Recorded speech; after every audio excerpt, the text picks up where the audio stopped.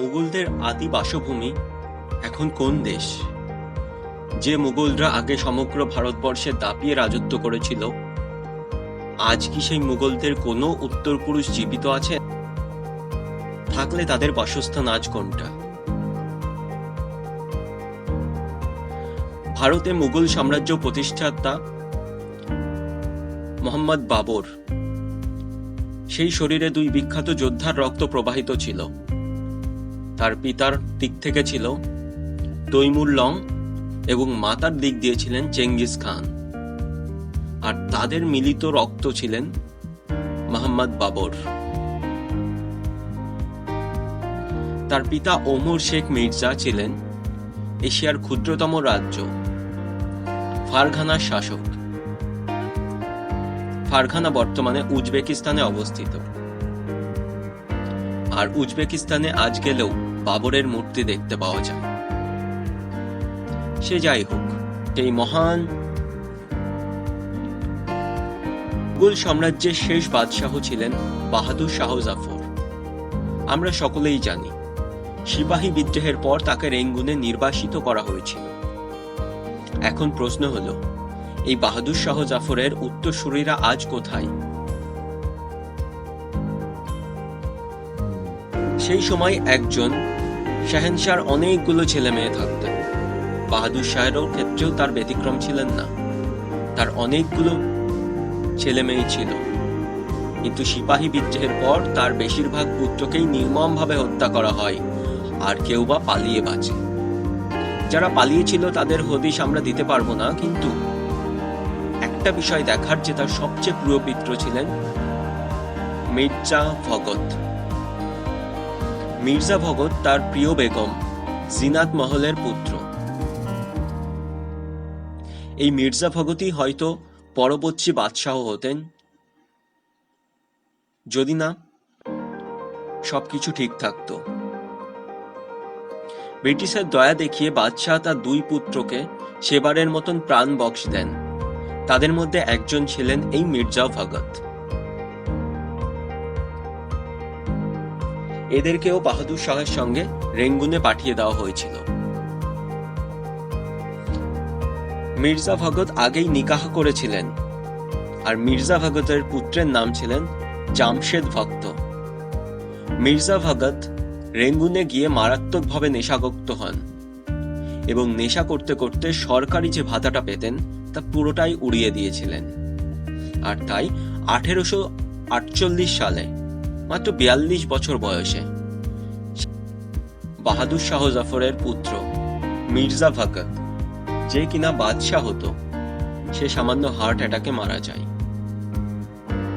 অন্যদিকে তার আরেক পুত্র শাহ আব্বাস, যেও বাহাদুর শাহর সঙ্গে রেঙ্গুনে গিয়েছিল, এক মুসলমান ব্যবসায়ীকে বিয়ে করেন এবং মাছের ব্যবসায় লেগে পড়েন। আজ সেই পরিবার এখনো রেঙ্গুনে বসবাস করছে। বেশ কিছু বছর আগে কলকাতার একটি পত্রিকায় একটি সংবাদ বের হয়েছিল, যেটি অনুযায়ী এই জামশেদ ভগতের বংশধররা পরবর্তীকালে কলকাতায় এসে ওঠেন। হ্যাঁ বন্ধুরা, আর আজ সেই প্রজন্মের একটা অংশ সুলতানা বেগম। তিনি একসময় কলকাতা হাইকোর্টে একটি কেস করেছিলেন। কেসটা এইরকম ছিল যে তিনি হাইকোর্টের কাছে দাবি জানান যে তিনি মুঘল সাম্রাজ্যের যে সম্পত্তি আছে তার থেকে সরকার যে আয়টা করে তার একটা অংশ চান, কারণ তিনি মুঘল সাম্রাজ্যের একজন বংশধর। যদিও হাইকোর্ট সেই দাবি খারিজ করেছিল, কিন্তু পশ্চিমবঙ্গ সরকার আজও তাকে একটি সরকারি চাকরি দিয়েছে এবং মাসিক ভাতার ব্যবস্থা করেছে। সুলতানা বেগম এখন হাওড়ার একটি বস্তিতে থাকেন। এইভাবেই মুঘল সাম্রাজ্যের বাদশাহ জাফর, তার বংশধররা এভাবেই হারিয়ে গেছেন। বংশধরদের করুণ অবস্থা আজ আমাদের সামনে।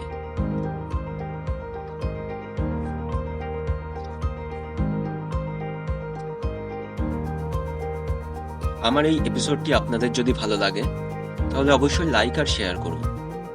আর এই এপিসোডটির জন্য দ্য লাস্ট মুঘল বইটি অবশ্যই পড়ুন। এই বইটি আমায় বিশেষভাবে সাহায্য করেছে।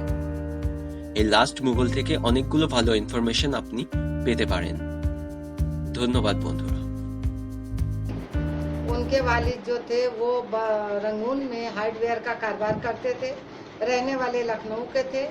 तो फिर नादिर जहां बेगम से शादी हुई और ब्रिटिश गवर्नमेंट ने उनको रहने के लिए मकान दिया, 500 रुपया महीना पेंशन, नौकर चाकर, एक बग्गी दी। यानी नज़रबंद आप रहिए रंगून तक, रंगून से आप बाहर नहीं जा सकते। 22 दिसंबर 1920 में बेदार साहब का पैदाइश हुआ। पैदाइश होने के बाद 6 महीने के बाद बाप का इंतकाल हो गया। 9 महीने के जब रहे तो माँ का भी इंतकाल हो गया। तो उनके नाना जो थे प्यारे मिर्ज़ा, वो उनको रंगून से किसी तरह छुप छुपा कर इंडिया ले आए और इंडिया में उनको छुप छुपा के परवरिश किए। जब वो 18 साल के हो गए तो नाना का भी इंतकाल हो गया। तो ये छुप छुपा के अपनी ज़िंदगी बसर करने लगे। तो प्यारे मिर्ज़ा जो थे वो निज़ाम हैदराबाद को, ये कागज़ तो उनसे खो गया कहीं।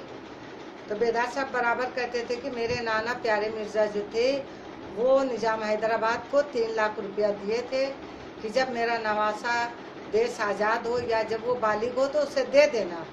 तो बचपन में ही निज़ाम हैदराबाद ने क्या किया कि 50 रुपया बेदार बख्त को दूध का खर्च देने लगे, यानी उन्हीं का पैसा उन्हीं को देने लगे अपने लेटर पैड पे। उसके बाद जब 1947 में अपना वतन आज़ाद हुआ तो बेदार साहब फिर सबके सामने आए कि मैं फलाना हूँ। तो पंडित जवाहरलाल नेहरू ने उनका पेंशन 250 रुपया किया। करने के बाद फिर 1965 में मुझसे शादी हुई।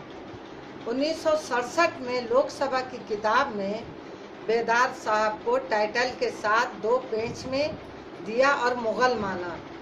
उनका नाम टाइटल दिया HRH, यानी his royal highness prince Mirza Mohammad Bedar Bakht, king of the Mughal. और लेकिन क्या हबीबुद्दीन तुसी को ये टाइटल इंदिरा गांधी के टाइम में लोकसभा की किताब में है, वो किताब भी मेरे पास है।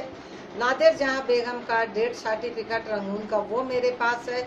लेकिन जमशेद बख्त का वो छुप छुपाने लगे, कुछ कागजात खो भी गया। तो जिस वक्त जमशेद बख्त का इंतकाल हुआ उस वक्त ब्रिटिश गवर्नमेंट ने जो कुछ भी सामान दिया था, मकान दिया था, वो बाकायदा एक लिस्ट बना के दिया कि ये चीज़ हमने अपने आप में सीज कर लिया। वो कागज़ भी हमारे पास है। लोकसभा की किताब है। बेदार बख्त को मुग़ल माना है, उनको पेंशन मिल रही थी, ये भी प्रूफ मेरे पास है। अब मुझसे शादी हुई। शादी होने के बाद 1967 में 18 मार्च से पेंशन बढ़ के 400। और बेदार हमारी शादी तो 1965 में हुई, 15 अगस्त। 67 में हमारा पेंशन उनका बढ़ा। 1980 में 22 मई को उनका इंतकाल हो गया। यानी 29 साल तक के हमने 400 रुपया पेंशन उठाए। और जब बेदार साहब का इंतकाल हुआ उस वक़्त हम अपने 6 बच्चे को लेकर एक तस्वीर खिंचवाई थी। वो तस्वीर भी हम आपको भेज रहे हैं। और बाकी जो हमारा लड़का है सब में बड़ा है, बाकी 5 लड़की है, सबका नाम बा नाम हम आपको फ़ोटो इस पर भेज रहे हैं। आपको इस पे 6 बच्चों की तस्वीर हम भेज रहे हैं। और हमारा तो वीडियो आप देख लें, वो तो हमें तो कहने की बात नहीं है।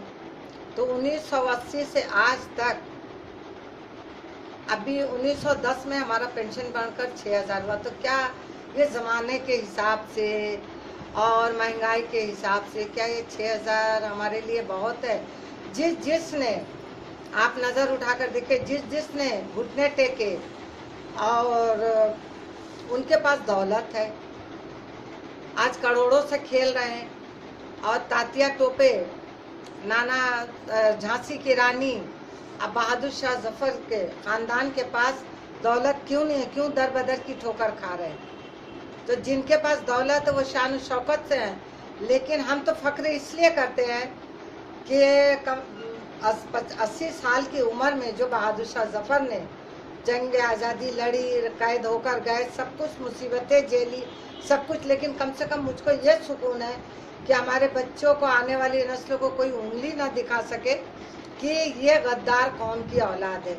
तो बहादुर शाह जफर की जो परनवासी पीठ दिखाकर सारी दौलत समेट कर ले गई, उनका ये परनवासा हबीबुद्दीन तुसी है। तो इस किस एंगल से और किस ब्रांच से ये अपने आप को मुगल प्रिंस करार देता है। और मेरे पास तो जो टाइटल आया वो प्रूफ है, सिर्फ वो अपना सिजरा पेश करे और हम अपना सिजरा पेश करते हैं। और दुनिया में इतने हमारी कौम है, सबके पास करोड़ों की दौलत है, मुगल भीख नहीं मांगा, हम और मैं भी भीख नहीं मांगूंगी। क्या मेरे ऊपर किसी का नज़र नहीं पड़ता है? जो आज हम एक झुग्गी झोपड़ी में किसी गैर मजहब के आदमी के घर पे मैं अपने बच्चों को परवरिश की और मैं भी अभी तक रह रही। अब ये तो बस आप लोगों के हाथ में है। बस अल्लाह का शुक्र अदा करते हैं कि हम गद्दार से नहीं है, वफादार से है।